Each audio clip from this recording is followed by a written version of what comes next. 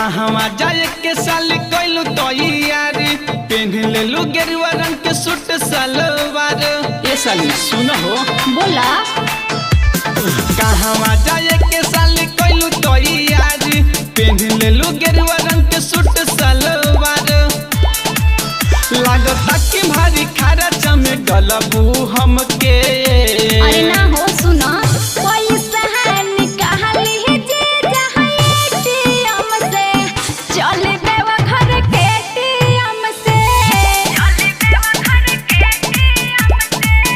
करब जल ढारी कुदरा बाबाजी से चल देवा घर के एटीएम से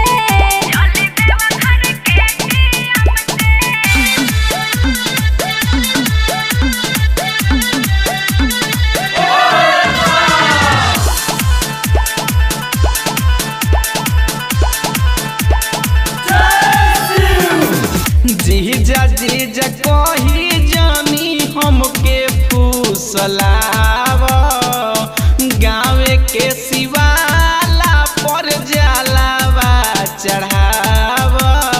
सुन ये साली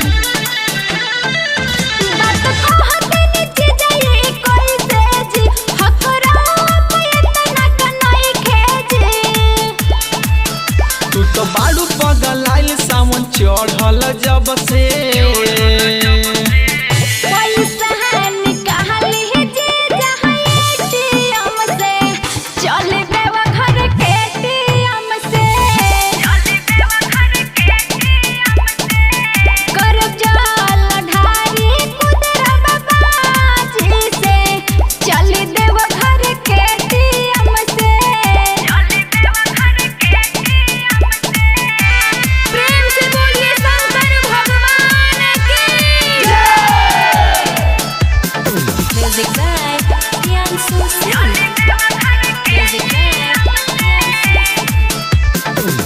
महंगा पेट्रोल बाटे पैसा लागी बेसी काहे इतना जिद साली करेलू हरमेसी।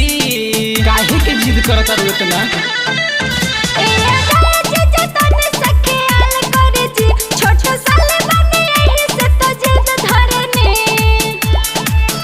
जात वाले दीपक चलियो सरकारी बस से।